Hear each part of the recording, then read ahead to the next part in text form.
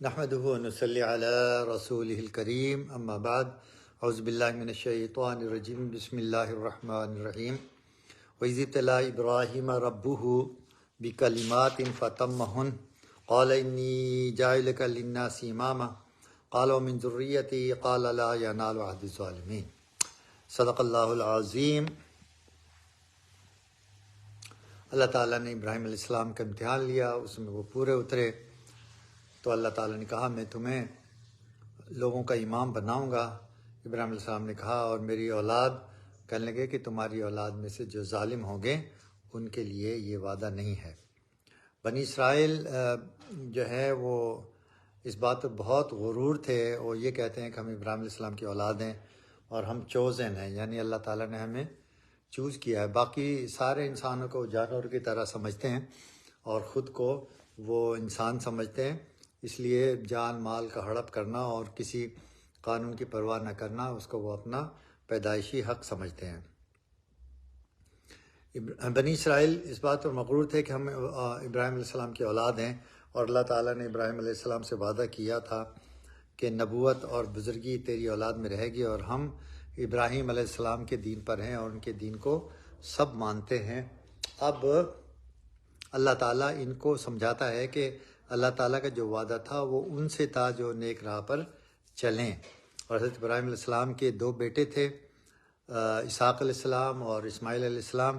ایک مدت تک حضرت اسحاق کی اولاد میں پیغمبری اور بزرگی رہی، اب حضرت اسماعیل علیہ السلام کی اولاد میں پہنچی، اور انہوں نے دونوں بیٹوں کے حق میں دعا کی تھی، اور فرماتا ہے کہ دین اسلام ہمیشہ ایک ہے، سب پیغمبر اور سب امتیں اس پر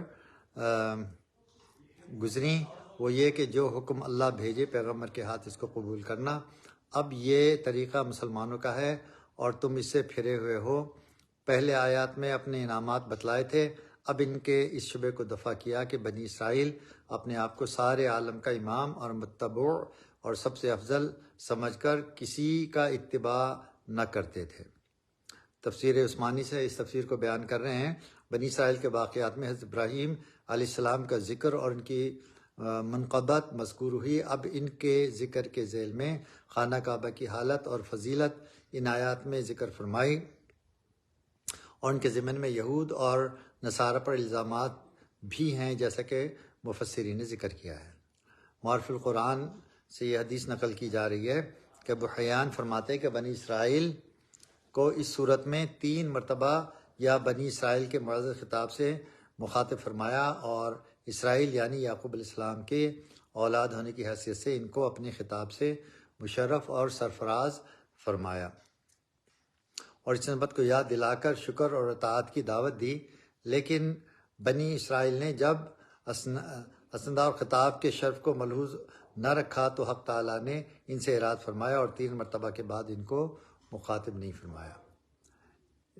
مدینہ منورہ میں جب نبی صلی اللہ علیہ وسلم پہنچے اور اسلام مکے سے مدینہ پہنچا تو اس وقت یہ پہچان گئے تھے نبی صلی اللہ علیہ وسلم کو، اور یہ ایسے پہچان گئے تھے جیسے باپ اپنی اولاد کو پہچانتا ہے، لیکن اس کے باوجود یہ بغض اور حسد میں کہ کیسے نبوت جو ہے وہ اسحاق علیہ السلام کی اولاد سے اور اسماعیل علیہ السلام کی اولاد میں آ گئی، اور اس بات کے اوپر وہ ایمان نہیں لائے اور مغضوب علیہ ہو گئے۔ غیر المغضوب علیہم یعنی اللہ ہم ان سے بچا جو مغضوب ہیں، یہاں ان سے مراد یہودی ہیں۔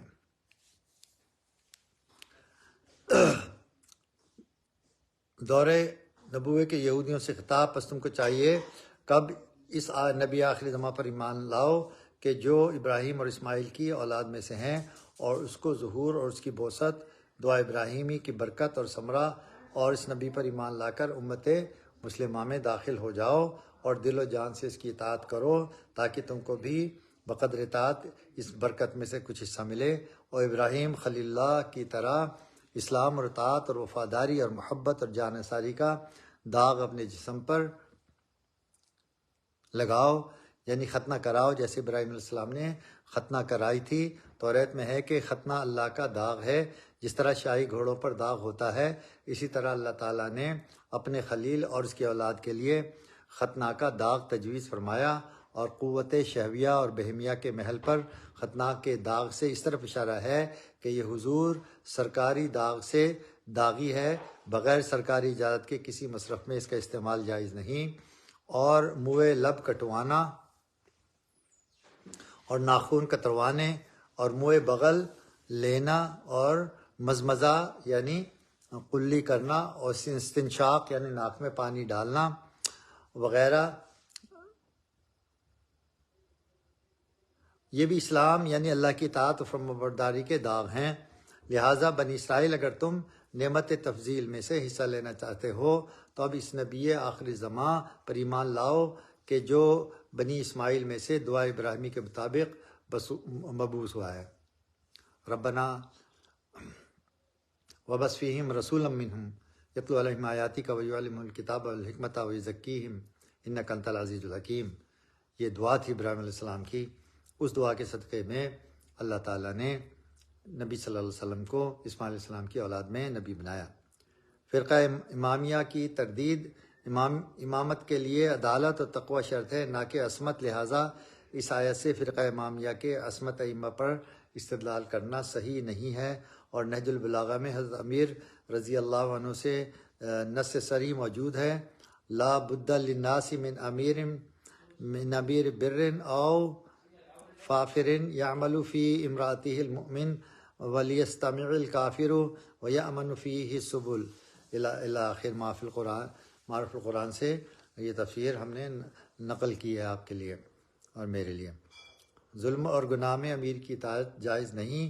اللہ تعالیٰ نے ابراہیم علیہ السلام کی دعا کو قبول فرما لیا اور امامت کو متقیوں کے ساتھ خاص فرمایا۔ اگر امامت سے مراد نبوت ہو تو ظالمین سے مراد فاسق ہیں، کیونکہ نبوت میں معصوم ہونا بالاتفاق شرط ہے، اور اگر امامت سے عام معنی مراد ہوں تو ظالم سے کافر بھی مراد ہو سکتا ہے، کیونکہ کافر کو امیر اور مقتدی بنانا جائز نہیں۔ اخیر تقدیر پر لا ینال عہد الظالمین سے یہ مستفاد ہوگا کہ فاسق اگرچہ امیر ہو لیکن اس کی اطاعت ظلم اور معصیت میں جائز نہیں، کیونکہ رسول اللہ صلی اللہ علیہ وسلم نے فرمایا کہ خالق کی نافرمانی میں مخلوق کی اطاعت جائز نہیں۔ اس حدیث کو امام مالک و امام احمد رحمہ اللہ نے عمران اور حکیم بن عمرو الغفاری رضی اللہ عنہما سے روایت کیا ہے۔ بخاری، مسلم اور ابو داؤد اور نسائی نے حضرت علی رضی اللہ عنہ سے روایت کیا ہے کہ اس کی معصیت میں کسی کی طاعت نہیں، طاعت نیک کام میں ہوتی ہے، اور رہیں وہ آیات جو کہ عمرہ کی اطاعت میں وارد ہیں۔ مثلا اللہ تعالیٰ فرماتا ہے یا ایھا الذین آمنوا اطیعوا اللہ واطیعوا الرسول واولی الامر منکم، اطاعت کرو اللہ کی اور اللہ کے رسول کی اور امیروں کی جو تم میں سے ہوں، اور رسول اللہ صلی اللہ علیہ وسلم نے فرمایا ہے اطاعت کرو اور سنو اگرچہ امیر تمہارا حبشی غلام ہو۔ تو ان نصوص سے مراد مطلق اطاعت نہیں، خواہ جائز ہو یا ناجائز، بلکہ انہی امور میں اطاعت مراد ہے جو شرع کے مخالف نہیں۔ چنانچہ ایک مقام پر اللہ تعالیٰ فرماتے ہیں فَإِن تَنَازَعْتُمْ فِي شَيْءٍ فَرُدُّوهُ إِلَى اللَّهِ وَالرَّسُولِ إِن كُنتُمْ تُؤْمِنُونَ بِاللَّهِ وَالْيَوْمِ الْآخِرِ، پس اگر جھگڑا کرو تم کسی شے میں تو اس کو اللہ اور اس کے رسول کی طرف رجوع کرو اگر تم اللہ اور قیامت پر ایمان رکھتے ہو۔ اور اس تقریر کے موافق اس آیت سے امام کا معصوم ہونا، جیسے کہ رفع اس کا خیال ہے، مستنبط نہیں ہوتا۔ واللہ عالم۔ تفسیر مدری میں یہ بات لکھی ہوئی ہے کہ امام معصوم نہیں ہوتا، صرف نبی معصوم ہوتا ہے۔ یہ اہل سنت والجماعت کا عقیدہ ہے۔ حضرت ابراہیم علیہ السلام کی جلالت شان کو نمایاں فرمایا گیا، آزمائشوں کے ذریعے اپنے خلیل کی تربیت کر کے ان کے درجات و مقامات تک پہنچانا مقصود ہے۔ حضرت ابراہیم علیہ السلام کی ہجرت، حضرت ابراہیم علیہ السلام نے رضائے خداوندی کی طلب میں قوم و وطن کو بھی خیر باد کہہ دیا، اور ماں اہل و عیال ہجرت کر کے شام میں چلے آئے۔ اب قوم و وطن کو چھوڑ کر ملک شام میں قیام کیا ہی تھا یہ حکم ملا کہ بی بی ہاجرہ رضی اللہ عنہا اور ان کے شیر خوار بچے حضرت اسماعیل علیہ السلام کو ساتھ لے کر یہاں سے بھی کوچ کرے۔ جبریل امین آئے اور دونوں کو ساتھ لے کر چلے۔ راستے میں جہاں کوئی سرسبز جگہ آتی تو حضرت خلیل علیہ السلام فرماتے کہ یہاں ٹھہرا دیا جائے۔ جبریل علیہ السلام فرماتے کہ یہاں کا حکم نہیں، منزل آگے ہے۔ جب وہ خوش پہاڑ اور گرم ریگستان آ جاتا ہے جہاں آگے کسی وقت بیت اللہ کی تعمیر اور شہر مکہ کی بستی بسانا مقدر تھا، اس ریگستان میں آپ کو اتار دیا جاتا ہے۔ اللہ تعالیٰ کے خلیل اپنے پروردگار کی محبت میں مسرور و مگن اسی چٹیل میدان اور بے آب و گیا جنگل میں بیوی کو لے کر ٹھہر جاتے ہیں، لیکن یہ امتحان اسی پر ختم نہیں ہو جاتا، بلکہ اب حضرت ابراہیم علیہ السلام کو حکم ملتا ہے کہ بیوی اور بچے کو یہیں چھوڑ دیں اور خود ملک شام کو واپس ہو جائیں۔ اللہ کا خلیل حکم پاتے ہی اس کی تعمیل میں اٹھ کھڑا ہوتا ہے اور شام کی طرف روانہ ہو جاتا ہے۔ تعمیل حکم میں اتنی تاخیر بھی گوارا نہیں کی کہ بیوی کو یہ اطلاع دے دیں کہ مجھے چونکہ خدا کا حکم ملا ہے اس لیے میں جا رہا ہوں۔ حضرت حاجہ جب آپ کو جاتے ہوئے دیکھتی ہیں تو پکارتی ہیں، مگر آپ جواب نہیں دیتے۔ پھر پکارتی ہیں اور کہتی ہیں کہ اس لق و دق میدان میں ہمیں کہاں چھوڑ کر جا رہے ہو، اس کا بھی جواب نہیں دیتے۔ مگر وہ بی بی بھی خلیل اللہ کی بی بی تھی، سمجھ گئیں کہ ماجرا کیا ہے اور کہنے لگی کہ کیا آپ کو اللہ تعالیٰ کا حکم ملا ہے؟ آپ نے فرمایا کہ ہاں۔ حضرت حاجرہ علیہ السلام کو بھی جب حکم خداوندی کا علم ہو گیا تو نہایت اطمینان کے ساتھ فرمایا کہ جائیے، جس مالک نے آپ کو چلے جانے کا حکم فرمایا ہے وہ ہمیں بھی ضائع نہیں کرے گا۔ اب حضرت حاجرہ اپنے شیخ اور بچے کے ساتھ اس لق و دق جنگل میں وقت گزارنے لگتی ہیں۔